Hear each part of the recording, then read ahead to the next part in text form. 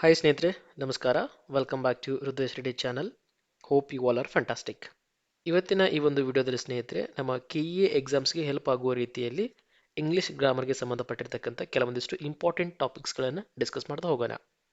ನೀವೇನಾದರೂ ಹೊಸಬರಾಗಿದ್ದರೆ ನಮ್ಮ ಚಾನಲ್ನ ಸಬ್ಸ್ಕ್ರೈಬ್ ಮಾಡ್ಕೊಳ್ಳಿ, ಹಾಗೆ ಪಕ್ಕದಲ್ಲಿ ಇರುವ ಬೆಲ್ ಐಕನನ್ನು ಕ್ಲಿಕ್ ಮಾಡಿ.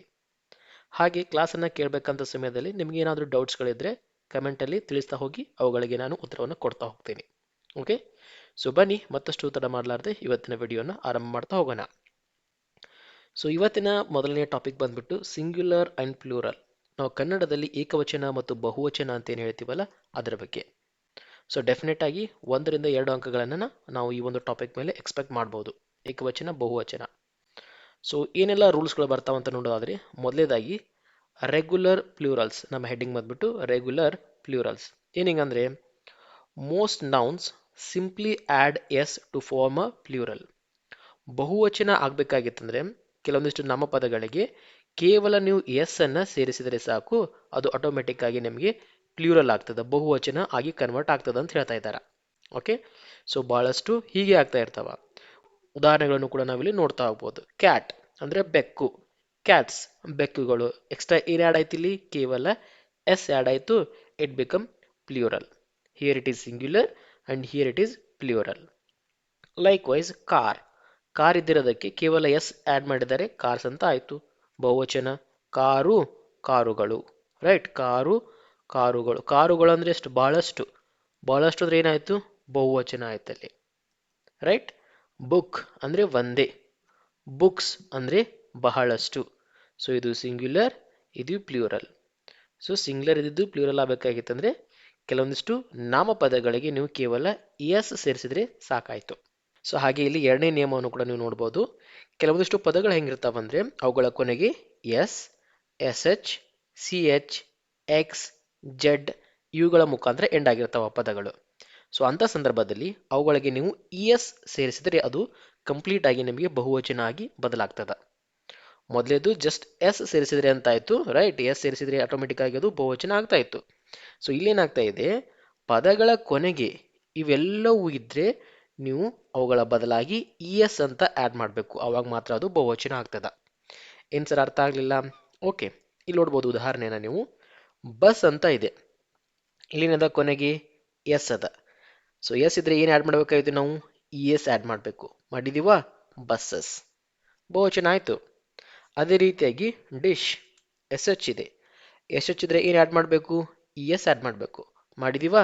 ಎಸ್, ಡಿಶಸ್ ಆಗಿದೆ. ಲೈಕ್ವೈಸ್ ಚರ್ಚ್, ಸಿ ಎಚ್ ಇದೆ ಕೊನೆಗೆ, ಸಿ ಎಚ್ ಇದ್ರೆ ಕೂಡ ನಾವು ಇ ಎಸ್ ಆ್ಯಡ್ ಮಾಡಬೇಕಾ? Yes, we have to, then it become churches. Box ಕೊನೆಗೆ ಎದರಿಂದ ಎಂಡ್ ಆಗಿದೆ? ಕೊನೆಗೆ ಎಕ್ಸ್ ಇಂದ ಎಂಡ್ ಆಗಿದೆ. ಸೊ ಅದಕ್ಕೆ ಇ ಎಸ್ ಆ್ಯಡ್ ಮಾಡಿದರೆ ಬಾಕ್ಸಸ್. ಅರ್ಥ ಆಗ್ತಿದೆಯಲ್ಲ? ಕೆಲವಷ್ಟು ಪದಗಳು ಕೇವಲ ಇದರಿಂದ ಎಂಡ್ ಆಗಿದ್ರೆ ಆಟೋಮೆಟಿಕ್ ಆಗಿ ನೀವು ಇದನ್ನು ಸೇರಿಸೋದ್ರ ಮುಖಾಂತರ ಬಹುವಚನ ಆಗ್ತದ ಅಂತ ಅಲ್ಲಿ ಹೇಳ್ತಾ ಇರೋದು. ಇನ್ನು ಕೆಲವಷ್ಟು ಹೆಂಗಿದಾವಂದ್ರೆ, let's go for third point. ಎರಡು ಕ್ಲಿಯರ್ ಆಯಿತು. ಒಂದು ಜಸ್ಟ್ ಎಸ್ ಅನ್ನು ಸೇರಿಸಿದ್ರೆ, ಇನ್ನೊಂದು ಇ ಎಸ್ ಅನ್ನು ಸೇರಿಸಿದ್ರೆ ಅಂತ ಹೇಳಿ. ಸೊ ಇಲ್ಲಿ ಮೂರನೇದು ಏನು ಕೊಡ್ತಾ ಇದ್ದಾರೆ ಅಂದರೆ, ಕೆಲವೊಂದಿಷ್ಟು ಪದಗಳು ವಾಯ್ ಇಂದ ಎಂಡ್ ಆಗಿರುತ್ತೆ, ವರ್ಡ್ಸ್ ಎಂಡಿಂಗ್ ವಿತ್ ವಾಯ್. ಅಂತ ಸಮಯದಲ್ಲಿ ಇಲ್ಲಿ ನೋಡಿ, if there is a consonant before Y then change Y to I S. Suppose Y ಇತ್ತಂದ್ರೆ ಅದು ಐ ಇ ಎಸ್ ಬದಲಾಗುತ್ತದೆ, ಐ ಎಸ್ ಆಗಿ ಬದಲಾಗುತ್ತದೆ. ನೋಡ್ಬೋದು ನೀವು ಇಲ್ಲಿ ಎಕ್ಸಾಂಪಲ್. ಸಿಟಿ ಅಂತ ಇದೆ, ಕೊನೆಗೆ ಏನಿದೆ? ವಾಯ್ ಇದೆ. ವಾಯ್ ಹೋಗ್ಬಿಟ್ಟು ಏನಾಯ್ತು? ಬಹುವಚನ ಆಗಬೇಕಾದ್ರೆ ಸಿಟೀಸ್, ಐ ಎಸ್ ಬಂತು. ಲೈಕ್ ವೈಸ್ ಬೇಬಿ ಅಂತ ಇದೆ, ಕೊನೆಗೆ ಏನಿದೆ ಬೇಬಿಯಲ್ಲಿ? ಕೊನೆಗಿರ್ತಕ್ಕಂಥ ಲೆಟರ್ ನಮಗೆ ವಾಯ್. ವಾಯ್ ಬಂದ್ರೆ ಏನಾಗಬೇಕು? ಅದು ಐ ಎಸ್ ಅನ್ನು ಸೇರಿಸಬೇಕು. ಸೊ ಬೇಬೀಸ್ ಅಂತ ಬರೆದ್ರೆ ನೀವು ಆಟೋಮೆಟಿಕ್ ಆಗಿ ಅದು ಬಹುವಚನ ಆಗೋಯ್ತು. Suppose if there is a vowel before Y just add S. Okay, so ಇದನ್ನ ಅರ್ಥ ಮಾಡ್ಕೋಬೇಕು ನೀವು. ಕೊನೆಗೆ ವಾಯ್ ತಕ್ಷಣ ಆಟೋಮೆಟಿಕ್ ಆಗಿ ಐ ಎಸ್ ಆ್ಯಡ್ ಮಾಡೋದು ಅಲ್ಲ, ಅವಾಗ ತಪ್ಪಾಗ್ತದೆ. ಐ ಎಸ್ ಯಾವಾಗ ಆ್ಯಡ್ ಮಾಡಬೇಕು? If there is a consonant before Y. ವಾಯ್ಗಿಂತ ಮುಂಚೆ ಕಾನ್ಸೋನೆಂಟ್ ಇದ್ರೆ ಮಾತ್ರ. ವಾಯ್ಗಿಂತ ಮುಂಚೆ ಸಪೋಸ್ ನಿಮಗೆ ವೋವೆಲ್ ಸ್ವರ ಇದ್ರೆ ಅವಾಗ ಏನು ಆ್ಯಡ್ ಮಾಡಬೇಕು? ಅವಾಗ ಜಸ್ಟ್ ಎಸ್ ಅನ್ನ ಆ್ಯಡ್ ಮಾಡಬೇಕು ಸರ್. ಸೊ ಇನ್ನೊಂದು ಸ್ವಲ್ಪ ಎಕ್ಸಾಂಪಲ್ ಅನ್ನ ಕೊಟ್ಟರೆ ನಿಮಗೆ ಕ್ಲಿಯರ್ ಆಗ್ತಾ ಹೋಗ್ತದೆ. ಇಲ್ಲಿ ನೋಡೋದು ನೀವು, ಕೀ ಅಂತ ಕೊಟ್ಟಿದ್ದಾರೆ, K E Y. So Y ಅದ, ಸೊ ಆಟೋಮೆಟಿಕ್ ಆಗಿ ನಾವು KEIES ಅಂತ ಹಾಕಿದ್ರೆ ಅದು ತಪ್ಪಾಗ್ತದ. ಯಾಕೆ? ವಾಯ್ನ ಹಿಂದ್ಗಡೆ ಇರ್ತಕ್ಕಂಥ ಅಕ್ಷರ ಏನನ್ನ ಪ್ರೊನೌನ್ಸ್ ಮಾಡ್ತಾ ಇದ್ದೀವಿ, ಅದಿರೋದಲ್ಲಿ ನಮಗೆ ಓವೆಲ್. ಓಕೆ, ಓವೆಲ್ ಆಗಿ ಬರ್ತಾ ಇದೆ. ಸೊ ಓವೆಲ್ ಇದ್ರೆ ನಾವು ಅವಾಗ IS ಅನ್ನ ಆ್ಯಡ್ ಮಾಡೋಕ್ಕಾಗಲ್ಲ, ಜಸ್ಟ್ ಎಸ್ ಅನ್ನ ಆ್ಯಡ್ ಮಾಡಬೇಕಾಗ್ತದ. ಕೊಡ್ತಾ ಇದೀವಲ್ವ ಅದನ್ನೇ ಇಲ್ಲಿ ಎಸ್ ಅನ್ನ ಆ್ಯಡ್ ಮಾಡಿದ್ರೆ ಸಾಕು, ಬಹುವಚನ ಆಯಿತು. ಲೈಕ್ ವೈಸ್ ಬಾಯ್ ಅಂತ ಕೊಟ್ಟಿದ್ದೀವಿ, ವಾಯ್ ಇದೆ IS, no that's wrong. Y ಹಿಂದ್ಗಡೆ ಏನಿದೆ O, that's a vowel. So why, what to do? After y, we need to add extra s. That's it. Boys, it become a plural, right? So ಅದೇ ರೀತಿ ಇಲ್ಲಿ ಕೂಡ ಅರ್ಥ ಮಾಡ್ಕೊಳ್ಳಿ ಮತ್ತೊಮ್ಮೆ. City ಅಂತ ಬರಿತೀನಿ ಇಲ್ಲಿ ನಾನು, ಸಿಟಿ ಕೊನೆಗಿರ್ತಕ್ಕಂಥ ಅಕ್ಷರ ಏನು ಇಲ್ಲಿರ್ತಕ್ಕಂಥದ್ದು y, ಅದ್ರ ಹಿಂದ್ಗಡೆ ಇರ್ತಕ್ಕಂಥದ್ದು ಏನು ಟಿ. ಟಿ ಅಂದ್ರೆ ಏನಪ್ಪಾ ಅದು, ಟಿ ಅಂದ್ರೆ ಅದು ಕಾನ್ಸೋನೆಂಟ್, ವ್ಯಂಜನ. ಸೊ y ಬಂದ್ಬಿಟ್ಟು ಅದ್ರ ಹಿಂದ್ಗಡೆ ವ್ಯಂಜನ ಬಂದಿದ್ರೆ ಏನ್ ಮಾಡ್ಬೇಕು ಅವಾಗ ನಾವು IES ಅನ್ನ ಆ್ಯಡ್ ಮಾಡಬೇಕು. ಅದಕ್ಕೋಸ್ಕರ ನಾವು ಸಿಟಿ ಇರೋದನ್ನ ಸಿಟೀಸ್ ಅಂತ ಮಾಡ್ತಾ ಇದ್ದೀವಿ. ಅರ್ಥ ಆಗ್ತಿದೆಯಲ್ಲ ಡಿಫ್ರೆನ್ಸ್ ಯಾವ ರೀತಿಯಾಗಿ ಅಂತ. ಓಕೆ, ಸೊ ಎಕ್ಸಾಮಲ್ಲಿ ಹಿಂಗೆ ಬರ್ತದೆ, ನಿಮ್ಗೆ ಎಕ್ಸ್ಟ್ರಾ ಬೇರೆ ಏನು ಕೇಳಲ್ಲ, ಗೊತ್ತಿರಬೇಕು. Rules are very important when it comes to English grammar. Okay, now will proceed with the fourth one. What's our fourth rule? Words ending in FE. ಯಾವೆಲ್ಲ ಪದಗಳು ಎಫ್ ಮತ್ತೆ FE ಇಂದ ಎಂಡ್ ಆಗಿರ್ತದಲ್ಲ ಅವುಗಳನ್ನು ಕೂಡ ನಾವು ಪ್ಲೂರಲ್ ಮಾಡಬೇಕಾದ್ರೆ ಕೆಲವೊಂದಿಷ್ಟು ನಿಯಮಗಳನ್ನು ಅಪ್ಲೈ ಮಾಡಬೇಕು. ಏನು? ಎಫ್ ಮತ್ತೆ FE ಇರೋದು VES ಆಗಿ ಬದಲಾಗ್ತದೆ ಸ್ನೇಹಿತರೆ. ಏನಾಗಿ ಬದಲಾಗ್ತದೆ? ಎಫ್ ಮತ್ತೆ FE ಇರೋದು VES. ಇಲ್ಲಿ y ಇರೋದು IES ಅಂತ ಹೆಂಗೆ ಅರ್ಥ ಮಾಡ್ಕೊಂಡಿವಲ್ಲ ಹಂಗೆ ಇಲ್ಲಿ ಎಫ್ ಮತ್ತೆ FE ಇರೋದು VES. ಎಕ್ಸಾಂಪಲ್ ನೋಡಿ, ಇನ್ನು ನಿಮಗೆ ಬೆಟರ್ ಕ್ಲಿಯರ್ ಆಗ್ತದ. ಲೀಫ್ ಅಂತ ಕೊಟ್ಟಿದ್ದಾರೆ ಅವರು, ಲೀಫ್ LEAF, ಕೊನೆಗೆ ಯಾವ ಅಕ್ಷರ ಎಂಡ್ ಆಗಿದೆ? ಎಫ್. ಎಫ್ ಅಂದ್ರೆ ಏನ್ ಬರ್ಬೇಕು ಸರ್ ಅಲ್ಲಿ? VES ಬರಬೇಕು, ಅಂದಾಗ ಪ್ಲೂರಲ್ ಆಗ್ತದೆ. ಹಾಗಾದ್ರೆ ಏನಾಗಬೇಕು ಅದು? LEAVES ಇದೆಯಾ? ಯಾ ಇದೆ. Then go for the next example, knife KNIFE. So ಇಲ್ಲಿ FE ಇದೆ, ಸೊ FE ಇದ್ರೆ ಏನಾಗಿ ಬದಲಾಗಬೇಕು? VES. ಸೊ KNIVES ಇದೆಯಾ? ಇದೆ. ಸೊ ನಮಗೆ ಫೋರ್ತ್ ರೂಲ್ ಕೂಡ ಕ್ಲಿಯರ್ ಆಗಿ ಗೊತ್ತಾಯಿತು. ಯಾವಾಗ ಯಾವಾಗ VES ಅನ್ನ ಬಳಕೆ ಮಾಡಬೇಕು ಸರ್? ಪದ ಎಫ್ ಮತ್ತೆ FE ಇಂದ ಎಂಡ್ ಆಗಿತ್ತಂದ್ರೆ ಅವಾಗ ನಾವು ಈ VES ಅನ್ನ ಬಳಕೆ ಮಾಡ್ಕೋಬೇಕು.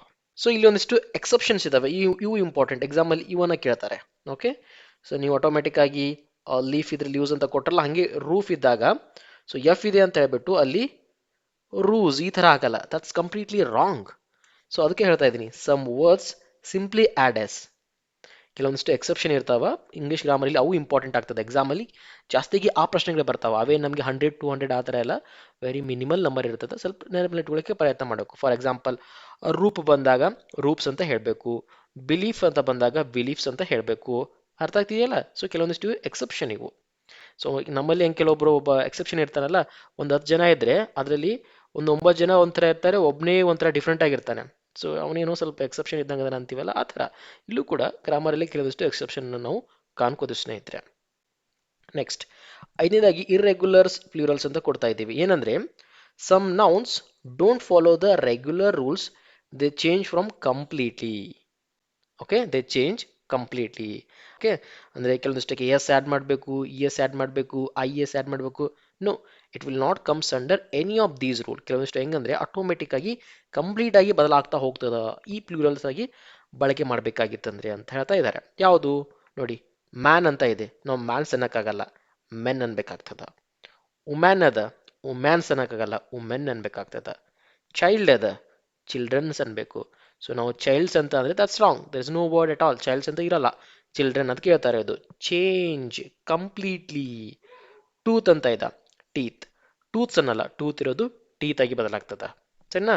ಸೊ ಇವೆಲ್ಲವೂ ಇರ್ರೆಗ್ಯುಲರ್ ಫ್ಲೂರಲ್ಸ್. ಇಲ್ಲಿ ಇಷ್ಟೊತ್ತೇನು ಡಿಸ್ಕಸ್ ಮಾಡಿದ್ವಲ್ಲ ಕೆಲವಷ್ಟು ರೂಲ್ಗಳನ್ನ, ಈ ರೂಲ್ಗಳನ್ನ ಹೊರತುಪಡಿಸಿ ಇರ್ತಕ್ಕಂಥವು ಇವು. ಓಕೆ, ಸೊ ಅವುಗಳಿಗೆ ನಾವು ಇರ್ರೆಗ್ಯುಲರ್ ಅಂತ ಹೇಳ್ಬೋದು.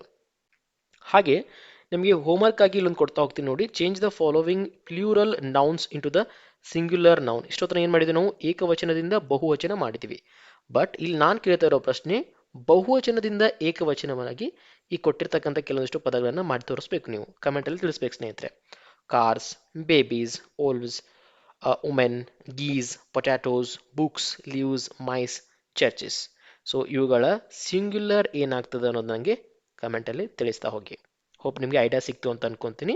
ಏಕವಚನ ಮತ್ತು ಬಹುವಚನದ ಬಗ್ಗೆ ಮೇನ್ ಆಗಿ ಅರ್ಥ ಮಾಡ್ಕೋಬೇಕಾಗಿರ್ತಕ್ಕಂಥದ್ದೇನು? ರೂಲ್ಸ್. ರೂಲ್ಸ್ ಗೊತ್ತಿದ್ರೆ ಮುಗಿದೋಯ್ತು. ಏನು ಸರ್ ರೂಲ್ಸ್ ಏನು ಹೇಳ್ತಾ ಇದ್ದಾರೆ? ಇವೆ ವಾಯ್ ಬಂದರೆ ಏನು, ಎಫ್ ಅಂದರೆ ಏನು, ರೈಟ್, ಎಸ್ ಎಚ್ ಬಂದರೆ ಏನು, ತುಂಬ ಏನಿರಲ್ಲ. ಸೊ ಒಂದು 7-8 ರೂಲ್ಸ್ ಇದ್ದಾವೆ, ಅಷ್ಟು ನೆನ್ಪಿಟ್ರೆ ನೀವು ಮುಗಿದೋಯ್ತು. ಅದಾದ ನಂತರ ಬರೋ ನಿಮಗೆ ನೆಕ್ಸ್ಟ್ ಇಂಪಾರ್ಟೆಂಟ್ ಕಾನ್ಸೆಪ್ಟ್ ಜೆಂಡರ್ಸ್, ಲಿಂಗಗಳ ಬಗ್ಗೆ. ನಾವು ಕನ್ನಡದಲ್ಲಿ ಹೆಂಗೆ ಸ್ತ್ರೀಲಿಂಗ, ಪುಲ್ಲಿಂಗ, ನಪುಂಸಕಲಿಂಗ ಆ ಥರ ಹೇಳ್ತೀವಲ್ಲ, ಹಂಗೆ ನಮಗೆ ಇಂಗ್ಲಿಷ್ ಗ್ರಾಮರಲ್ಲೂ ಕೂಡ ಇದ್ದಾವೆ. So gender words refers to the classification of nouns based on sex. ಸೆಕ್ಸ್ನ ಆಧಾರದ ಮೇಲೆ ಒಂದು ಡಿಫ್ರೆನ್ಶಿಯೇಟ್ ಮಾಡ್ತಕ್ಕಂಥದ್ದು, ಕ್ಲಾಸಿಫಿಕೇಶನ್ ಅನ್ನ ಮಾಡ್ತಕ್ಕಂಥದ್ದಕ್ಕೆ ನಾವೇನಂತ ಕರಿತೀವಿ? ಜೆಂಡರ್ ವರ್ಡ್ಸ್ ಅಂತ ಕರಿತೀವಿ. ನೋಡ್ತಾ ಹೋಗ್ಬೋದು. They are categorized into masculine, feminine and common and neuter gender. ಅದೇ ಸ್ತ್ರೀಲಿಂಗ, ಪುಲ್ಲಿಂಗ, ನಪುಂಸಕಲಿಂಗ, ನಿತ್ಯ ನಪುಂಸಕಲಿಂಗ ಅವನ್ನೇ ಇಲ್ಲಿ ಹೇಳ್ತಾ ಇರೋದು. ಮೊದಲದಾಗಿ ನೋಡಿ, ಇಲ್ಲಿ ಇದನ್ನು ನಾವು ಪುಲ್ಲಿಂಗ ಅಂತ ಕರಿತೀವಿ ಕನ್ನಡದಲ್ಲಿ. ಮಸ್ಕ್ಯುಲೈನ್ ಜೆಂಡರ್ ಅಂದರೆ, ಮಸ್ಕ್ಯುಲೈನ್ ಜೆಂಡರ್ ಮೀನ್ಸ್ ಪುಲ್ಲಿಂಗ ಅಂದರೆ ಗಂಡಸು ಅಥವಾ ಗಂಡು ಅನ್ನೋ ಅರ್ಥವನ್ನು ಕೊಡ್ತಿದ್ರೆ ಅದಕ್ಕೆ ನಾವು ಪುಲ್ಲಿಂಗ ಅಂತೀವಿ ಸ್ನೇಹಿತರೆ. ನೋಡಿ, ರೆಫರ್ಸ್ ಟು ಮೇಲ್ ಬೀಯಿಂಗ್ಸ್. ಮೇಲ್ ಅಂದರೆ ಏನು? ಪುರುಷ ಅಂತ ಅರ್ಥ ಬರ್ತದಲ್ಲ. ಸೊ ಅಂಥದ್ದು ಬಂದರೆ ಅದಕ್ಕೆ ನಾವು ಮಸ್ಕ್ಯುಲೈನ್ ಅಂತ ಹೇಳಬೇಕು. ಎಕ್ಸಾಂಪಲ್ ನೋಡಿ, ಬಾಯ್ ಹುಡುಗ, ಹುಡುಗ ಏನು ರೆಫರ್ ಮಾಡ್ತದ? ಪುಲ್ಲಿಂಗನ ರೆಫರ್ ಮಾಡ್ತದ. ಗಂಡು ಅನ್ನೋದು ಇಲ್ಲಿ ರೆಫರ್ ಮಾಡ್ತದ. ಹುಡುಗ ಅಂದ ತಕ್ಷಣ ಗಂಡೇ ಅಲ್ವಾ, ಅಲ್ಲಿ ಯಾವುದು ಹುಡುಗಿ ಬರಲ್ಲ ನಮಗೆ.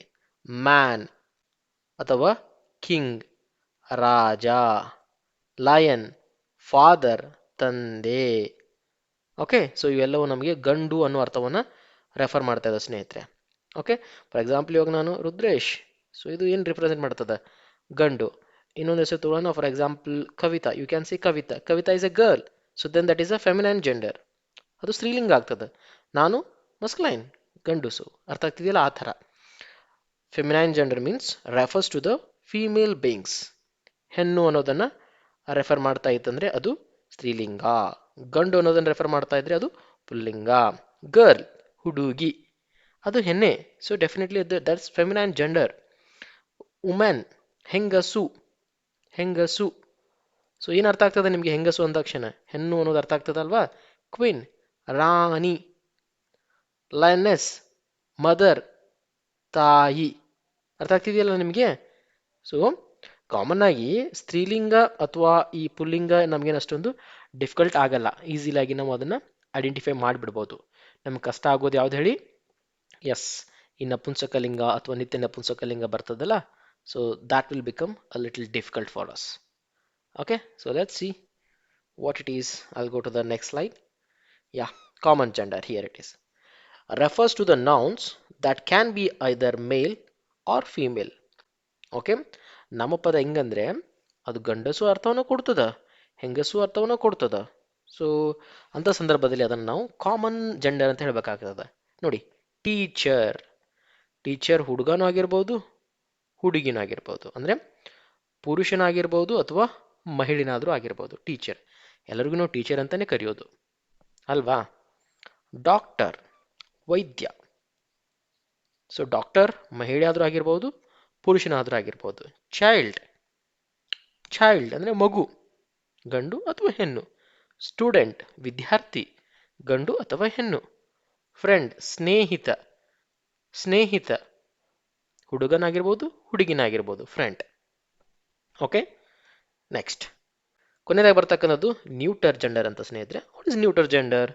It refers to non living things, ಅಂದರೆ ಜೀವಂತ ಇಲ್ಲದೆ ಇರೋದಕ್ಕೆ. Non living things without any gender, ಅಂದರೆ ಟೇಬಲ್, ಇದಕ್ಕೆ ಜೀವ ಇಲ್ಲ. ಚೇರ್ ಜೀವ ಇಲ್ಲ. ಬುಕ್ ಜೀವ ಇಲ್ಲ. ಕಾರ್ ಜೀವ ಇಲ್ಲ. ಪೆನ್ ಜೀವ ಇಲ್ಲ. ಇವೆಲ್ಲವೂ ನಾವು ನ್ಯೂಟರ್ ಜೆಂಡರ್ ಒಂದು ಕೆಟಗರಿಗೆ ಹಾಕೋತೀವಿ, ಸರಿನಾ? Next, rules to form feminine gender, ಅಂದರೆ ಕೆಲವಷ್ಟು ರೂಲ್ಸ್ಗಳಿದ್ದಾವೆ. ಹೆಂಗಂದ್ರೆ ಅವುಗಳನ್ನು ಅಥವಾ ಆ ನಿಯಮಗಳನ್ನು ಅಪ್ಲೈ ಮಾಡಿದ್ರೆ ಅವು ಆಟೋಮೆಟಿಕ್ ಆಗಿ ಸ್ತ್ರೀಲಿಂಗಕ್ಕೆ ಬದಲಾಗ್ತಾ ಹೋಗ್ತವೆ. ಯಾವ್ಯಾವುದು ನೋಡಿ, by adding E S S. ಹೆಂಗೆ ನೋಡಿ, ಮಸ್ಕ್ಲೈನ್ ಲಯನ್ ಅಂತ ಇರ್ತದ, ಇದಕ್ಕೆ ನೀವು ಜಸ್ಟ್ ಇ ಎಸ್ ಎಸ್ ಅಂತ ಆ್ಯಡ್ ಮಾಡಿದಾಗ ಲಯನೆಸ್ ಅಂತ ಆಯಿತು. ಇವಾಗ ಇದು ಸ್ತ್ರೀಲಿಂಗ, ಜಸ್ಟ್ ಲಯನ್ ಅಂತ ಇದ್ರೆ ಪುಲ್ಲಿಂಗ. ಪ್ರಿನ್ಸ್, ಪ್ರಿನ್ಸಸ್, ಪ್ರಿನ್ಸ್ ಅಂದರೆ ಏನಂತ ಹೇಳ್ಬೋದು ನೀವು? ರಾಜ್ಕುಮಾರ, ರಾಜ್ಕುಮಾರ, ರಾಜಕುಮಾರ, ಪ್ರಿನ್ಸ್. ಪ್ರಿನ್ಸಸ್ ಅಂದರೆ ರಾಜಕುಮಾರಿ. ಕುಮಾರಿ. ಕುಮಾರಿ ಅಂದಾಕ್ಷಣ ಗೊತ್ತಾಯ್ತು, ಇಟ್ ವಿಲ್ ಕಮ್ ಅಂಡರ್ ಸ್ತ್ರೀಲಿಂಗ. ಸೊ ಹೆಂಗ್ ಕನ್ವರ್ಟ್ ಮಾಡಿದ್ವಿ ನಾವು? Just by adding the E S S ಅಲ್ವಾ. ನೆಕ್ಸ್ಟ್ ಎರಡನೇದು ನೋಡಿ, by changing the word itself. ಕೆಲವೊಂದಿಷ್ಟು ಹೆಂಗಂದ್ರೆ ಕಂಪ್ಲೀಟ್ ವರ್ಡ್ನೇ ಬದಲಾಗ್ತಾ ಹೋಗ್ತದ. ಗಂಡು ಅಂದ್ರೆ ಹೆಣ್ಣಾಗಬೇಕಾಗಿತ್ತಂದ್ರೆ, ಬಾಯ್ ಅಂದ್ರೆ ಗಂಡು, ಗರ್ಲ್ ಅಂದ್ರೆ ಹೆಣ್ಣು. ಆಟೋಮೆಟಿಕ್ ಕಂಪ್ಲೀಟ್ ವರ್ಡೇ ಚೇಂಜ್ ಆಯಿತು ಸ್ನೇಹಿತರೆ. ಇಲ್ಲಿ ಕಿಂಗ್ ಇರೋದು ಕ್ವೀನ್ ಆಯಿತು, ರಾಜ ರಾಣಿ ಅಲ್ವಾ. ನೆಕ್ಸ್ಟ್ ಮೂರನೇ ರೂಲ್ ಏನಿದೆ? By adding prefix or suffix. So ಒಂದು ವರ್ಡ್ ಇರ್ತದೆ, ಆ ವರ್ಡ್ ಮುಂದ್ಗಡೆಗಾದ್ರೂ ಅದು ಆಗ್ಬೋದು ಅಥವಾ ಹಿಂದ್ಗಡೆ ಆದ್ರೂ ಆಗ್ಬೋದು. ಸೊ ಒಂದೆರಡು ಅಕ್ಷರಗಳನ್ನು ಸೇರಿಸ್ಬಿಟ್ರೆ ಅದು ಆಟೋಮೆಟಿಕ್ ಆಗಿ ಲಿಂಗ ಬದಲಾವಣೆ ಆಗ್ತದೆ. ನೋಡ್ತಾ ಹೋಗ್ಬೋದು ನೀವು ಇಲ್ಲಿ ಗ್ರ್ಯಾಂಡ್ ಅಂತ ಇದೆ. ಓಕೆ, ಗ್ರ್ಯಾಂಡ್ ಈ ಪದಕ್ಕೆ ಫಾದರ್ ಅಂತ ಸೇರಿಸಿದಾಗ ಪುಲ್ಲಿಂಗದ ಅರ್ಥ ಬರ್ತದೆ, ಅಜ್ಜ ಅಂತ ಹೇಳ್ಬಿಟ್ಟು. ಅದೇ ಗ್ರ್ಯಾಂಡ್ ಅಂತಕ್ಕಂಥ ಪದಕ್ಕೆ ಮದರ್ ಸೇರಿದಾಗ ಸ್ತ್ರೀಲಿಂಗ ಅಂತಕ್ಕಂಥ ಮೀನಿಂಗ್ ಬರ್ತದೆ. So by adding prefix and suffix you can change the gender. Landlord, landlady ಅಲ್ವಾ. ಇದಾದ ನಂತರ ನಮ್ಮ ಮುಂದಿನ topic articles. What are articles? Articles are the small words that a and the that comes before a noun. ನಾಮಪದದ ಮುಂದ್ಗಡೆ ಬರ್ತಕ್ಕಂಥ ಅಕ್ಷರಗಳು ಯಾವ್ಯಾವುದು? ಎ ಆಗಿರ್ಬೋದು, ಆ್ಯನ್ ಆಗಿರ್ಬೋದು ಅಥವಾ ದ ಆಗಿರ್ಬೋದು. ಕೆಲವಷ್ಟು ರೂಲ್ಸ್ಗಳಿದಾವೆ. ಅಂದರೆ ಎ ಅನ್ನ ಎಲ್ಲಿ ಅಪ್ಲೈ ಮಾಡಬೇಕು, ಆ್ಯನ್ ಅನ್ನ ಎಲ್ಲಿ ಅಪ್ಲೈ ಮಾಡಬೇಕು, ಹಾಗೆ ಕೊನೆಯದಾಗಿ ದ ಅನ್ನ ಎಲ್ಲಿ ಅಪ್ಲೈ ಮಾಡಬೇಕು. That's very important. They tell whether the noun is specific or a general. ಆ ನೌನ್ ಸ್ಪೆಸಿಫಿಕ್ಕು ಅಥವಾ ಜನರಲ್ಲು ಅನ್ನೋ ತಿಳಿಸ್ಕೊಡೋದೇ ಆರ್ಟಿಕಲ್ಸ್. ಅದರಲ್ಲಿ ಮೂರದಾವ, A and the.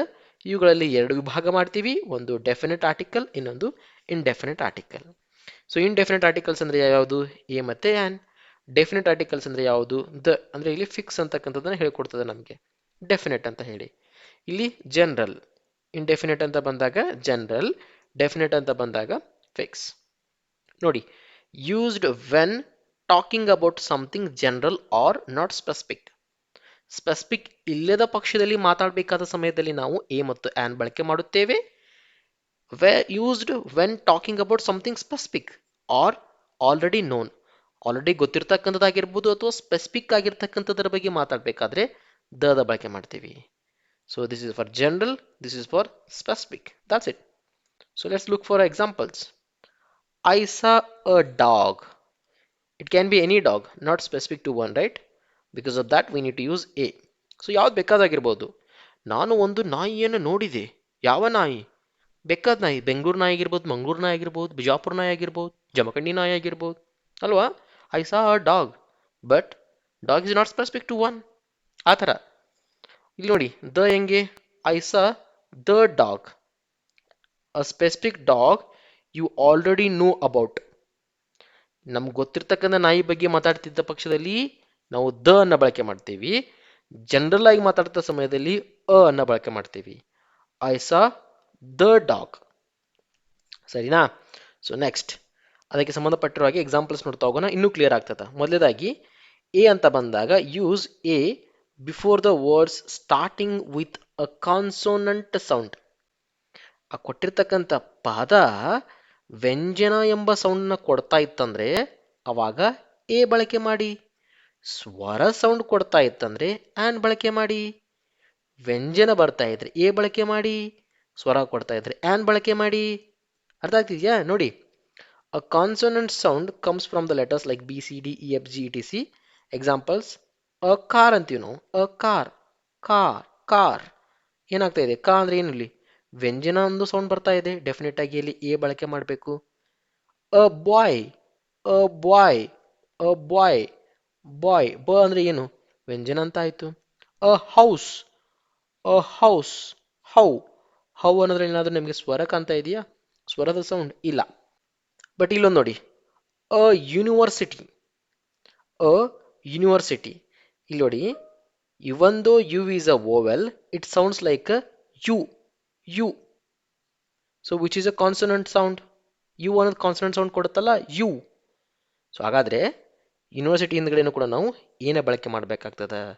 So complete ಆಗಿ ಎ ಮತ್ತೆ ಆ್ಯನ್ ಅಂತ ಬಂದಾಗ ಪ್ರಮುಖವಾಗಿ ಬರೋದು ಸ್ನೇಹಿತರೆ ನಮಗೆ ಅಲ್ಲಿ ಸೌಂಡ್. ಸೌಂಡ್ ಮುಖಾಂತರನೇ ಡಿಸಿಷನ್ನ ತೆಗೆದುಕೊಳ್ಬೇಕಾಗಿರ್ತದೆ.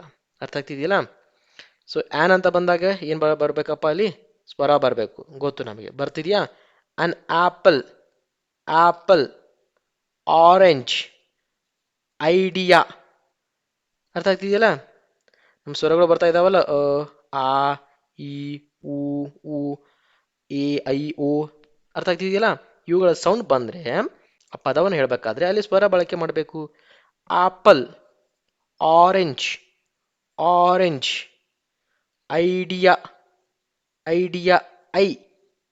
ಅರ್ಥ ಆಗ್ತಿದಿಲ್ಲ? ಅದಕ್ಕೆ ಆನ್ ಬಳಸಿದ್ವಿ ನಾವಿಲ್ಲಿ. An hour, an hour. So here H is silent, so sounds like our. So hour. So ಆ ಥರ ಸಿಂಪಲ್ ಆಗಿ ಅರ್ಥ ಮಾಡ್ಕೊಳ್ಳಿ. ಆನ್ ಮತ್ತೆ ಎ ಇದೆ ಅಂತ ಅನ್ಕೊಳ್ಳಿ. ಎ ಯಾವಾಗ ಬಳಕೆ ಮಾಡಬೇಕಾಗಿತ್ತಪ್ಪ ಅಂದರೆ ವ್ಯಂಜನ ಸೌಂಡ್ ಬರ್ತಾ ಇತ್ತಂದ್ರೆ ಎ ಬಳಕೆ ಮಾಡಿ, ಸ್ವರದ ಸೌಂಡ್ ಬರ್ತಾ ಇತ್ತಂದ್ರೆ ಆನ್ ಅನ್ನ ಬಳಕೆ ಮಾಡಿ. ಓ ಆ ಇ ಓ ಓ, ಎ ಐ, ಓ ಓ ಔ ಇವೆಲ್ಲ ಸ್ವರ. ಕ ಕಾ ಕಿ ಕಿ ಕು, ಯರ ಲವ ಇವೆಲ್ಲ ವ್ಯಂಜನ. That's it. ನೆಕ್ಸ್ಟ್ ದ ಅಂತ ಬಂದಾಗ ಸ್ಪೆಸಿಫಿಕ್ ಆಗಿ ಹೇಳಿದ್ವಿ ನಾವು.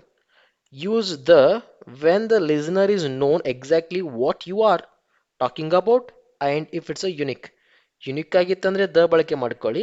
ಹಾಗೆ ಸ್ಪೆಸಿಫಿಕ್ ಆಗಿ ಮಾತಾಡ್ತಾ ಇದ್ರೆ ಅಲ್ಲೂ ಕೂಡ ದ ಬಳಕೆ ಮಾಡ್ಕೊಳ್ಳಿ. ದ ಸನ್, ಜಗತ್ತಲ್ಲಿ ಒಬ್ಬನೇ ಇರೋದು, ಒಂದು ಅನ್ನೋ ಅರ್ಥ ಬರ್ತಾ ಇತ್ತಂದ್ರೆ ಅಲ್ಲೂ ಕೂಡ ದನೇ ಸ್ನೇಹಿತರೆ. The sun.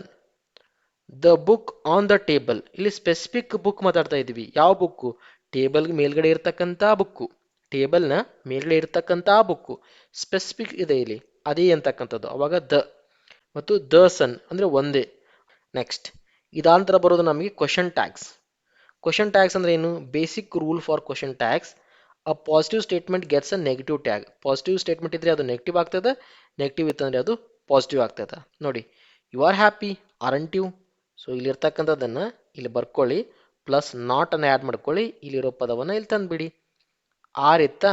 So R ಬರ್ಕೊಂಡ್ವಿ, plus not ಕೂಡ ಆ್ಯಡ್ ಮಾಡ್ಕೊಂಡ್ವಿ, ಅವಾಗ ಅದು ಆರಂಟ್ ಆಯಿತು. ಸೊ ಇಲ್ಲಿ ಏನಿದೆಯಲ್ಲ ಅದನ್ನ ಇಲ್ಲಿ ಕೊಟ್ವಿ. That's it. ಯು ಆರಂಟ್ ಬಿಸಿ. ಇಲ್ಲೇನಾಗ್ತಾ ಇದೆ? ಮೊದಲೇ ಅವರೇ ಹೇಳ್ತಾ ಇದ್ದಾರೆ ಯು ಆರಂಟ್ ಬಿಸಿ. ಅವರೇ ಆರ್ ಪ್ಲಸ್ ನಾಟ್ ಅಂತ ಕೊಟ್ಟಿದ್ದಾರೆ. ಸೊ ನಾವು ನಾಟನ್ನು ಬಿಟ್ಬಿಟ್ಟು ಆರ್ ಮಾತ್ರ ತೆಗೆದುಕೊಳ್ಳೋಣ. ಯು ಇದೆ, ಯು ಹಾಕೊಳ್ಳೋಣ. ಸೊ ಆರಂಟ್ ಬಿಸಿ ಇದ್ದದ್ದು ಆರ್ ಯು ಆತು. So question tag done. Simple ಆಗಿದೆ, ಭಾಳ ಏನು ಕಷ್ಟ ಇರೋದಿಲ್ಲ. The question tag use the same auxiliary verb. So ಇಲ್ಲೊಂದು ರೂಲ್ ಹೇಳ್ತಾ ಇದೆ ನೋಡಿ, ಆಸ್ ದ ಮೇನ್ ಸೆಂಟೆನ್ಸ್. ಇಲ್ಲಿ ನೋಡಿ, ಶಿ ಈಸ್ ವರ್ಕಿಂಗ್ ಅಂತ ಇದೆ. ಇಲ್ಲಿರ್ತಕ್ಕಂಥ ಹೆಲ್ಪಿಂಗ್ ವರ್ಬ್ ಯಾವುದು? ಈಸ್. ಸೊ ನೀವು ಕ್ವಶನ್ ಟ್ಯಾಗ್ ಮಾಡಬೇಕಾದ್ರೆ ಅಲ್ಲೂ ಕೂಡ ಈಸ್ನೇ ಬರಬೇಕು. ಸೊ ಬರ್ಕೊಂತೀವಿ ಈಸ್. ಆಮೇಲೆ ಪಾಸಿಟಿವ್ ಇತ್ತು ಅಂದ್ರೆ ನೆಗೆಟಿವ್ ಆಗಿರ್ಬೇಕಾಗ್ತದೆ ಅಂತ ಹೇಳಿದ್ವಿ ನಾವು. ಪಾಸಿಟಿವ್ ಅಂದರೆ sentence S C is working, ಕೆಲಸ ಮಾಡ್ತಾ ಇದ್ದಾಳೆ. So positive sentence. ನೆಗೆಟಿವ್ ಆಗಬೇಕಂದ್ರೆ ಏನು ಮಾಡಬೇಕು? ನಾಟನ್ನು ಆ್ಯಡ್ ಮಾಡ್ಕೋಬೇಕು, ಮಾಡ್ಕೊಂಡ್ವಿ. ಇಲ್ಲಿ ಶಿ ಇದೆ, ಅವಳಿಂದ ಸ್ಟಾರ್ಟ್ ಆಗಿದೆ, ಕೊನೆಗೆ ಬರ್ಕೊಂಡ್ವಿ ಇಸಂಟ್ ಶಿ. ಸೊ ಅದೇ ಇದೆಯಲ್ಲ ಇಲ್ಲಿ, ಇಸಂಟ್ ಶಿ. ಕ್ವಶನ್ ಟ್ಯಾಗ್ ಆಯ್ತಲ್ಲ. Next, if no auxiliary verb is present use do, does, did. Suppose ಕೆಲವೊಂದಿಷ್ಟು ಕ್ಷಣಗಳಲ್ಲಿ ಅಥವಾ ಕೆಲವೊಂದಿಷ್ಟು ಎಕ್ಸಾಂಪಲ್ಸ್ ಏನಾಗ್ತದೆ ಅಂದರೆ ಈ ರೀತಿಯಾಗಿ ಹೆಲ್ಪಿಂಗ್ ವರ್ಬನ್ನು ಕೊಡೋದಿಲ್ಲ. ಅವಾಗ ಕನ್ಫ್ಯೂಷನ್ ಮಾಡ್ಕೋಬಾರ್ದು. ಆ ವಾಕ್ಯ ಯಾವ ರೂಪದಲ್ಲಿ ಇದೆಯಲ್ಲ ಅದಕ್ಕೆ ಸಂಬಂಧಪಟ್ಟಿರುವ ಡೂ, ಡಸ್, ಡಿಡ್ ಅನ್ನು ತೆಗೆದುಕೊಳ್ಬೇಕು. ಅಥವಾ ಅಂದರೆ ಪ್ರೆಸೆಂಟ್ ಇದೆಯಾ, ಪಾಸ್ಟ್ ಇದೆಯಾ, ಫ್ಯೂಚರ್ ಇದೆಯಾ ನೋಡ್ಕೊಂಡ್ಬಿಟ್ಟು ಇವುಗಳ ಬಳಕೆಯನ್ನು ಮಾಡಬೇಕು. ಇಲ್ಲೊಂದಿದೆ ನೋಡಿ, he eats a lot. He eats a lot. He ಇದೆ, ಹಿ ಕೊನೆಗೆ ಬರ್ತದೆ, ದಟ್ಸ್ ಫೈನ್. ಬಟ್ ಇಲ್ಲಿ ಯಾವುದೇ ರೀತಿಯಾಗಿರ್ತಕ್ಕಂಥ ಹೆಲ್ಪಿಂಗ್ ವರ್ಬ್ಸ್ ಕಾಣ್ತಾ ಇಲ್ಲ. ಬಟ್ ಈಟ್ಸ್ ಅಂತ ನೋಡಿದ್ರೆ ಗೊತ್ತಾಯಿತು, ಇದು ಆಲ್ಮೋಸ್ಟ್ ಪ್ರೆಸೆಂಟಲ್ಲೇ ಬರ್ತದೆ. ಸೊ ಡಸ್ ಅಂತ ಬರ್ಕೊಂಡ್ವಿ. ಪಾಸಿಟಿವ್ ದ ಸೆಂಟೆನ್ಸ್ ನೆಗೆಟಿವ್ ಮಾಡಬೇಕಾಗಿತ್ತು ಅಂದರೆ ನಾಟ್ ಆ್ಯಡ್ ಮಾಡಬೇಕು. ಡಸಂಟ್ ಹಿ, ಡಸಂಟ್ ಹಿ ಅಲ್ವಾ, ಬಂತಲ್ಲ. ನೆಕ್ಸ್ಟ್ ಮೂರನೇದಾಗಿ ಮ್ಯಾಚ್ ದ ಸಬ್ಜೆಕ್ಟ್. ಸಬ್ಜೆಕ್ಟ್ ಏನಿರುತ್ತಲ್ಲ ಅದಕ್ಕೆ ಬೇಸ್ ವರ್ಡ್. ಲೈಕ್ ಯೂಶುವಲಿ ನಮ್ದು ಹೆಂಗಿರ್ತದೆ? ಸಬ್ಜೆಕ್ಟ್ ವರ್ಬ್ ಆಬ್ಜೆಕ್ಟ್ ಅಂತ ಇರ್ತದೆ. ಸಬ್ಜೆಕ್ಟ್ ಏನಿರ್ತದಲ್ಲ ಅದೇ ಬರಬೇಕಿಲ್ಲ ನಮಗೆ ಯಾವಾಗಲೂ. ನೋಡಿ, the subject of the tag matches the subject of the sentence. ಅಂದರೆ ಇಲ್ಲಿ ನೋಡ್ತಾ ಹೋಗ್ಬೋದು ನೀವು, ರವಿ ಈಸ್ ಲೇಟ್ ಅಂತ ಇದೆ. ಸೊ ಇಲ್ಲಿ ಹೆಲ್ಪಿಂಗ್ ವರ್ಬ್ ಅದ, ಬರ್ಕೊಂಡ್ವಿ. ಸೊ ನೆಗೆಟಿವಿಟಿ ಆ್ಯಡ್ ಮಾಡಬೇಕು, ಸೊ ನಾಟ್ ಆ್ಯಡ್ ಮಾಡ್ಕೊಂಡ್ವಿ. ಸೊ ರವಿ ಇದೆ ಅಂತ ಹೇಳ್ಬಿಟ್ಟು ನಾವಿಲ್ಲಿ ರವಿ ಅಂತ ಬರೆಯೋಕ್ಕಾಗಲ್ಲ, ತಪ್ಪಾಗ್ತದೆ. ಅದಕ್ಕೆ ಸಂಬಂಧಪಟ್ಟಿರುವ ಹಾಗೆ ರವಿ ಅಂದರೆ ಏನನ್ನ ಬಳಕೆ ಮಾಡ್ಬೋದು ನಾವಲ್ಲಿ? ಹಿ ಅನ್ನ ಬಳಕೆ ಮಾಡ್ಬೋದಾ? ಸೊ ಇಸಂಟ್ ಹಿ, ಇಸಂಟ್ ಹಿ ಇದೆಯಾ? ಸಪೋಸ್ ಶಿಲ್ಪಾ ಈಸ್ ಲೇಟ್ ಇದೆ ಅಂತ ಅನ್ಕೊಳ್ಳಿ ನೀವು ಇಲ್ಲಿ, Shilpa is late. So Shilpa ಅಂದ್ರೆ ಏನು ರೆಫರ್ ಆಗ್ತದೆ? ಅವಾಗ ಅಲ್ಲಿ ನಮಗೆ ಶಿ ಅಂತ ಬರ್ಬೇಕಾಗ್ತದೆ. ಅರ್ಥ ಆಗ್ತಿದಿಲ್ಲ? ಸೊ ಈ ಸಬ್ಜೆಕ್ಟ್ ಏನಿರ್ತದಲ್ಲ ಅದರ ಬೇಸ್ ಮೇಲೆ ಇಲ್ಲಿ ಬಂದು ನಮಗೆ ಪದ ಕೂಡ್ಬೇಕಾಗ್ತದೆ ಸ್ನೇಹಿತರೆ. ಸೊ ಇಲ್ಲೊಂದಿದೆ ನೋಡಿ, ವರ್ಡ್ಸ್ ಲೈಕ್ ನೋ ಬಡಿ, ನಥಿಂಗ್, ನನ್ ಅಂತ ಇರ್ತದಲ್ಲ, these treat these as a negative sentence and use a positive stack. So ವಾಕ್ಯದಲ್ಲಿ ಏನಾದರೂ ಇವು ಬಂದರೆ ಅವುಗಳನ್ನು ನೆಗೆಟಿವ್ ಸೆಂಟೆನ್ಸ್ ಅಂತ ಅರ್ಥ ಮಾಡ್ಕೊಂಡ್ಬಿಟ್ಟು ಪಾಸಿಟಿವ್ ಆಗಿ ಮಾಡಬೇಕು. ನೋ ಬಡಿ called, so did they know ಬಡಿ ಅಂದರೆ ಆಲ್ರೆಡಿ ಅಲ್ಲಿ ನೆಗೆಟಿವ್ ಬತ್ತು, ಸೊ ನಾವು ನಾಟ್ ಅನ್ನು ಬಳಕೆ ಮಾಡುವ ಹಾಗೆ ಇಲ್ಲ. ಸರಿನಾ? ಸೊ ಈ ಕೆಳಗೆ ಕೆಲವೊಂದಿಷ್ಟು ಕ್ವಶನ್ ಟ್ಯಾಗ್ಸ್ಗಳನ್ನು ಕೊಟ್ಟಿದ್ದೀನಿ, ಏನಾಗ್ತದ ಅಂತ ಹೇಳ್ಬಿಟ್ಟು ನನಗೆ ಕಮೆಂಟ್ಸಲ್ಲಿ ತಿಳಿಸ್ಬೇಕು. C is dancing. ಸೊ ಒಂದು ಎಕ್ಸಾಂಪಲ್ಗೆ ಆನ್ಸರ್ ಕೊಡ್ತೀನಿ ನೋಡಿ. ನಾನು ಈಸ್ ಇದೆಯಾ, ಈಸ್ ಬರ್ಕೊಂಡೆ. ಸೊ ನೆಗೆಟಿವ್ ಮಾಡ್ಬೇಕಂದ್ರೆ ಏನು ಮಾಡಬೇಕು, ನಾಟ್ ಆ್ಯಡ್ ಮಾಡ್ಕೋಬೇಕು. ಇಲ್ಲಿ ಶಿ ಇದೆಯಾ, ಇಲ್ಲಿ ಸಿ ಬರ್ಕೊಂಡೆ. ಸೊ ಇದು isn't ಶಿ ಆಯ್ತಾ. Yes, this is the question tag. So ಅದೇ ರೀತಿಯಾಗಿ you don't like coffee, Ravi will come tomorrow, let's go for a walk, nobody helped him. So ಇವುಗಳ question tag ಏನಾಗ್ತದೆ ಅಂತ comment section ತಿಳಿಸ್ತಾ ಹೋಗಿ ಸ್ನೇಹಿತರೆ. ನೆಕ್ಸ್ಟ್ ಹೋಗೋಣ, ಡಿಗ್ರಿ ಆಫ್ ಕಂಪ್ಯಾರಿಸನ್. ಇವುಗಳ ಮೇಲೆ ಕೂಡ ಪ್ರಶ್ನೆ ಬರ್ತದೆ. Degrees of comparisons are very important. So degree of comparison was use to compare the quality, quantity, condition of a noun or a pronoun. ಎಷ್ಟಿದಾವೆ? 3 ಇದಾವೆ. Positive degree, comparative degree and superlative degree. Positive degree ಅಂದರೆ ಏನು? Describe a single thing a person without comparison. Comparison ಮಾಡಲಾರ್ದೇನೆ, okay, comparison ಮಾಡಲಾರ್ದೇನೆ ಏನು ಹೇಳ್ತೀವಲ್ಲ ನಾವು ಅದನ್ನು ಪಾಸಿಟಿವ್ ಡಿಗ್ರಿ ಅಂತ ಹೇಳಿ ಕರಿತೀವಿ. ಡಿಸ್ಕ್ರೈಬಿಂಗ್ ಅ ಸಿಂಗಲ್ ಥಿಂಗ್ ಅಂದರೆ ವರ್ಣಿಸೋದು, ಬಟ್ ಮತ್ತೊಬ್ಬರ ಜೊತೆ ಅದನ್ನು ಕಂಪೇರ್ ಮಾಡಲ್ಲ. ನೋಡಿ, ರವಿ ಈಸ್ ಟಾಲ್ ಅಂತ ಹೇಳ್ತಾ ಇದ್ದೀವಿ, ರವಿಯು ರಾಹುನಿಗಿಂತ ಎತ್ತರ ಅಂತ ಹೇಳ್ತಾರಲ್ಲ ನಾವು, ಅಲ್ಲಿ ಕಂಪ್ಯಾರಿಸನ್ ಮಾಡೋದೇ ಇಲ್ಲ ನಾವು, ಬಟ್ ಡಿಸ್ಕ್ರೈಬ್ ಮಾಡ್ತೀವಿ, ರವಿ ಈಸ್ ಟಾಲ್. ಸೊ ಈ ಥರ ಬಂದರೆ ಅದು ಪಾಸಿಟಿವ್ ಡಿಗ್ರಿ. ಸಪೋಸ್ ಒಬ್ಬ ವ್ಯಕ್ತಿಯಿಂದ ಇನ್ನೊಬ್ಬ ವ್ಯಕ್ತಿ ಕಂಪ್ಯಾರಿಸನ್ ಮಾಡ್ತಾ ಇದ್ರೆ ಅವಾಗ ಅದು ಕಂಪ್ಯಾರಿಟಿವ್ ಡಿಗ್ರಿ ಆಗ್ತದೆ. ನೋಡಿ, compare two things or a persons, so then it become comparative. Ravi is taller than Rahul, ರವಿಯು ರಾಹುಲ್ಗಿಂತ ಎತ್ತರವಾಗಿದ್ದಾನ. ಅರ್ಥ ಆಗ್ತಿದೆಯಾ? ಸೊ ಈ ರೀತಿ ಕಂಪ್ಯಾರಿಸನ್ ಬರ್ತಾ ಇತ್ತಂದ್ರೆ ಅದು ಕಂಪ್ಯಾರಿಟಿವ್. ಸೊ ಕಂಪ್ಯಾರಿಸನ್ ಇಲ್ಲದೆ ಜಸ್ಟ್ ಒಬ್ಬನೇ ಡಿಸ್ಕ್ರೈಬ್ ಮಾಡ್ತಾ ಇದ್ವಿ, ಅದು ಪಾಸಿಟಿವ್. ಸರಿನಾ? ಸೊ ಕೊನೆಯದಾಗಿ ಬರೋದು ನಮಗೆ ಸೂಪರ್ಲೇಟಿವ್ ಡಿಗ್ರಿ ಅಂತ ಬರ್ತದೆ. ಏನಾಗ್ತದೆ? Compares more than 2 things or a persons. 2 ಅಥವಾ 2ಕ್ಕಿಂತ ಹೆಚ್ಚು ಬಂದರೆ ಅಲ್ಲಿ ನಾವು ಸೂಪರ್ಲೇಟಿವ್. ನೋಡಿ, Ravi is tallest in the class. Tallest in the class, Ravi ಇಲ್ಲಿ ಒಬ್ಬದನ, ಕ್ಲಾಸ್ ಒಳಗಡೆ 10, 20, 30, 40, 50 ಮತಾರ. ಸೊ ಒಬ್ಬನನ್ನ ಇಷ್ಟು ಮಂದಿ ಜೊತೆ ಕಂಪ್ಯಾರಿಸನ್ ಮಾಡ್ತಾ ಇದ್ದೀವಿ, ಸೊ ಅವಾಗ ಅದು ಸೂಪರ್ಲೇಟಿವ್ ಆಗ್ತದೆ. ಸೊ ಇಲ್ಲೂ ರವಿ ಅದನ, ಇಲ್ಲಿ ರಾಹುಲ್ ಅದನ, ಇವನಿಗೆ ಕಂಪ್ಯಾರಿಸನ್ ಮಾಡಿದರೆ ಅವಾಗ ಅದು ಕಂಪ್ಯಾರೇಟಿವ್ ಆಗ್ತದೆ. ಯಾರಿಗೆ ಕಂಪ್ಯಾರಿಸನ್ ಮಾಡಲಾರ್ದೆ ರವಿ ಬಗ್ಗೆ ಅಷ್ಟೇ ಮಾತಾಡ್ತಾ ಇದ್ವಿ ಅಂದರೆ ನಾವು ಅದು ಪಾಸಿಟಿವ್ ಡಿಗ್ರಿ ಆಗ್ತದೆ. ನೆಕ್ಸ್ಟ್, ಫಿಗರ್ ಆಫ್ ಸ್ಪೀಚ್ ಬಗ್ಗೆ ಕೊಟ್ಟಿದ್ದಾರೆ. ಸ್ನೇಹಿತರೆ, ಇಲ್ಲಿ ನಾನು ಸ್ವಲ್ಪ ನಿಮಗೆ ಸ್ಪೀಡ್ ಹೇಳ್ತಾ ಇದ್ದೆ ಅಂತ ಅನಿಸ್ಬೋದು. ಇವುಗಳ ಬಗ್ಗೆ ಡಿಟೇಲ್ಡ್ ಆಗಿ ವಿಡಿಯೋನ ಆಲ್ರೆಡಿ ನನ್ನ ಚಾನಲ್ ಹಾಕಿದ್ದೀನಿ ನಾನು, ಸರಿನಾ? ಸೊ ನಿಮಗೆ ಭಾಳಷ್ಟು ಎಕ್ಸಾಂಪಲ್ಸ್ಗಳು ಬೇಕಾಗಿದ್ವು, ಇನ್ನೂ ಡಿಟೇಲ್ ಅರ್ಥ ಬೇಕಾಗಿತ್ತಂದರೆ ಆ ವಿಡಿಯೋನ ನೋಡ್ಬೋದು ನೀವು. ಕಂಪ್ಲೀಟ್ ಇಂಗ್ಲೀಷ್ ಮ್ಯಾರಥಾನ್ ವಿಡಿಯೋ ಅಂತ ಅದ, ಹಲವಾರು ಜನರು ಇಷ್ಟ ಕೂಡ ಪಟ್ಟಿದ್ದಾರೆ ಆ ವಿಡಿಯೋನ. ಪ್ಲೇಲಿಸ್ಟಲ್ಲಿ ಅದ, ಕಂಪ್ಯೂಟರ್ ಪ್ಲೇಲಿಸ್ಟ್, ಸಾರಿ ಇಂಗ್ಲೀಷ್ ಗ್ರಾಮರ್ ಪ್ಲೇಲಿಸ್ಟ್ ಅಲ್ಲದ, ನೋಡ್ಕೋಬಹುದು. ಸೊ ಸದ್ಯಕ್ಕೆ ಇಲ್ಲಿ ಫಿಗರ್ ಆಫ್ ಸ್ಪೀಚ್ ಬಗ್ಗೆ ನೋಡ್ತಾ ಹೋಗೋಣ. ಹಲವಾರು ಇದಾವ: simile, metaphor, personification, hyperbola, alliteration. So ಅವುಗಳ ಮೀನಿಂಗ್ ಏನು? ಮೊದಲೇದಾಗಿ simile, a comparison using like or as. ಅಂದರೆ ಅಲ್ಲಿ ನಾವು ಪದಗಳಲ್ಲಿ, ಅಂದರೆ ವಾಕ್ಯದಲ್ಲಿ ಲೈಕ್ ಅಥವಾ ಆಸ್ ಬಂದರೆ ಅದನ್ನು ನಾವು ಸಿಮಿಲಿ ಅಂತ ಕರಿತೀವಿ. ಇಷ್ಟೇ ಅರ್ಥ ಮಾಡ್ಕೊಳ್ಳಿ. He is as brave as lion, as brave as lion, as ಬಂತ, ಸೊ ಕಣ್ಣು ಮುಚ್ಕೊಂಡು ಸಿಮಿಲಿ ಹಾಕಿ. ನೆಕ್ಸ್ಟ್, ಮೆಟಾಫರ್ ಅಂದರೆ a direct comparison without using like or as. ಅಂದರೆ ಒಂದು ವಸ್ತುವನ್ನು ಡೈರೆಕ್ಟಾಗಿ ಕಂಪ್ಯಾರಿಸನ್ ಮಾಡೋದು, ಅಂತೆ ಗಿಂತೆ ಎಲ್ಲ ಬರಲ್ಲ.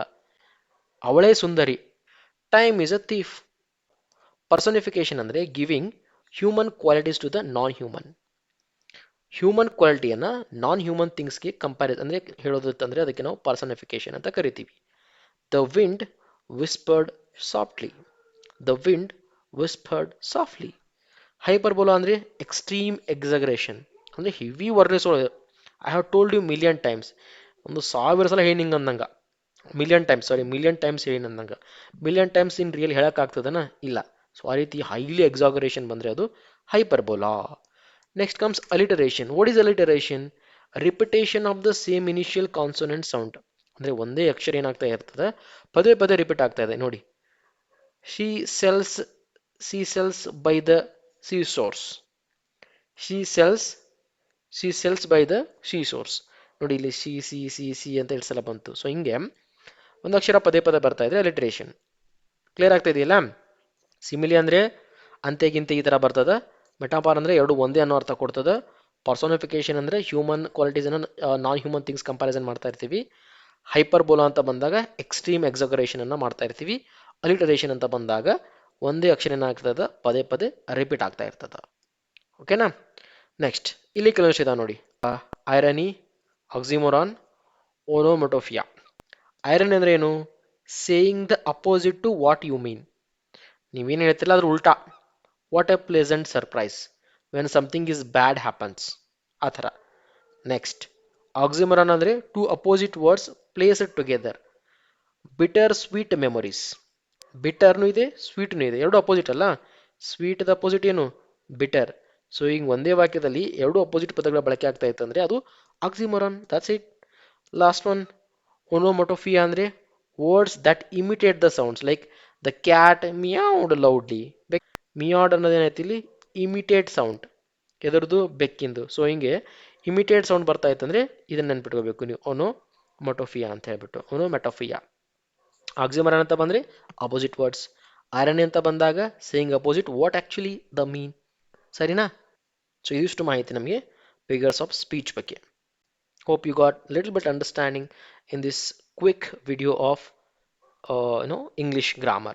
That's what. If you wanted to learn in depth about English grammar, I already made a complete video on that, so you can go to the playlist and watch it. But yeah, thank you so much for watching this video till the end, and we'll meet you in another video. Bye bye for now.